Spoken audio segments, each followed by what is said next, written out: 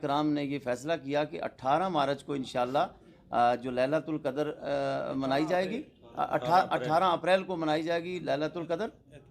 اور اعتکاف جو ہے وہ 12 اپریل کو جو جمعہ کے دن سے جن لوگوں نے روزہ رکھا ہے وہ 12 اپریل کو اعتکاف کے لیے بیٹھیں گے، اور انشاءاللہ اللہ نے چاہا تو عید ہم سب کی انشاءاللہ گٹھی ہوگی اللہ تعالیٰ۔ وقت آپ دیکھ رہے ہیں کہ راجوری ڈاک بنگلہ کے اندر پونچھ، راجوری، جموں اور کٹھوعہ، ادھمپور اور ریاسی اور سانبا وغیرہ کے علماء کرام یہاں پہ موجود ہیں، اور مختلف مکاتب فکر کے علماء کرام نے اس اجلاس کے اندر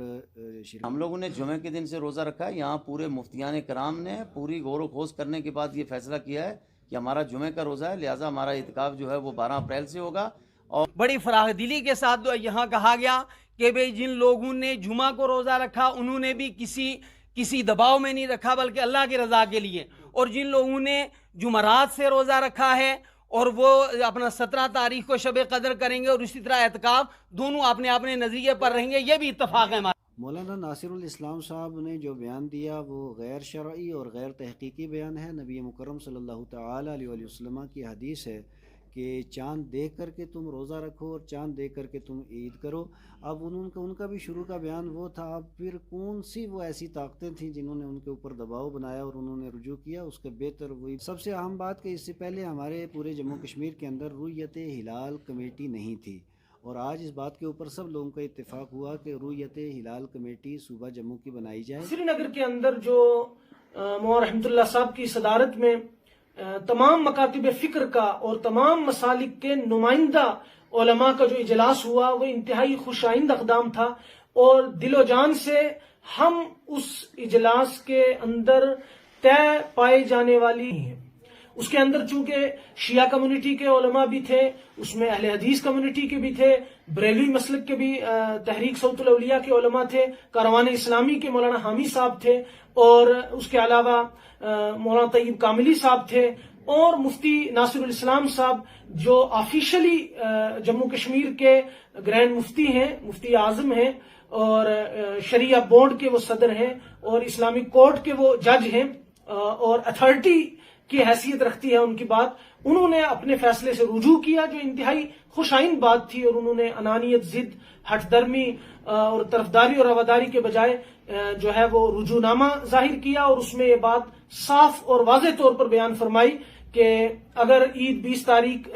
کو چاند عید کا نظر آ جاتا ہے تو ایک روزے کی قضا کی جائے گی، اور 17 تاریخ کو 27ویں شب ہوگی، اور 11 تاریخ کو اپریل کو اعتکاف بیٹھا جائے گا، اور عید کے سلسلے میں حسب مشاورت جو ہے وہ اعلان کیا جائے گا۔ میں اپنی ذات اور اپنے تمام برادری کے علماء کرام کی طرف سے آپ کو یہ واضح کر دینا چاہتا ہوں کہ ہم دل و جان سے اس اعلان، اعلامیہ اور قرارداد کے ساتھ 100% متفق ہیں، اور ہمارا موقف وہی ہے جو مفتی ناصر الاسلام صاحب، مولانا رحمت اللہ صاحب اور دیگر علماء نے متفقہ طور پر سری نگر میں متفقہ طور پر صرف یہ بات طے پائی ہے کہ ریاست جموں کشمیر میں ایک متفقہ تمام مکاتب فکر کے نمائندہ لوگوں کو لے کر، اور وادی کے علماء اور وہاں کے معززین کو ساتھ جوڑ کر، فلکیات کے ماہرین کو، اسٹرانومی کے ماہرین کو، جغرافیہ کے ماہرین کو، محکمہ موسمیات کے لوگوں کو لے کر پورے آلات کے ساتھ، انسٹرومنٹس کے ساتھ جو ہے وہ پورے لیس ہو کر ایک متحدہ کمیٹی تشکیل دی جائے جسے رؤیت ہلال کمیٹی کہا جائے ہوئی ہے۔ اس کے علاوہ کوئی چیز متفقہ طور پر طے نہیں ہوئی۔ یہ کہنا کہ راجوری میں تمام مکاتب فکر نے متفقہ طور پر یہ طے کیا کہ 18 کو 27ویں شب یعنی شب قدر ہوگی، یہ غلط ہے۔ اسی لیے آپ دیکھیں گے کہ جو آخری اعلامیہ، قرارداد اور پریس کانفرنس ہمارے بریلوی مسلک کے علماء کرام نے کی، اس میں ہم لوگ شریک نہیں تھے، اور ہم نے پہلے یہ بات واضح کی تھی کہ ہم اپنے موقف پر پہاڑ سے زیادہ مضبوط ہیں۔ ہم نے جمعرات کو روزہ رکھا ہے، اس کو ہم درست سمجھتے ہیں، مفتی ناصر صاحب کے اعلان کو ہم 100% حق۔ راجوری میں صرف رؤیت ہلال کمیٹی کو لے کر یہ بات طے ہوئی کہ جموں کشمیر میں اس کی ضرورت ہے، وہ کب بنے گی، کیسے بنے گی، وہ ساری چیزیں جو ہیں وہ عید کے بعد۔ بریلوی مسلک کے علماء تھے، انہوں نے کہا کہ ہم اپنے موقف پر ہیں کہ 18 کو شب قدر۔ ہم نے کہا کہ آپ اپنے موقف پر رہیے، ہماری شب قدر یعنی 27ویں شب 17 تاریخ کو آ رہی ہے، ہم اس پر بدستور قائم ہیں۔ ہمارا اعتکاف 11 اپریل کو آ رہا ہے، ہم اس پر بدستور قائم ہیں۔ مولانا فتح محمد صاحب اس بات کے گواہ ہیں، اور یہ ساری بات جو ہے وہ آن ریکارڈ ہوئی ہے۔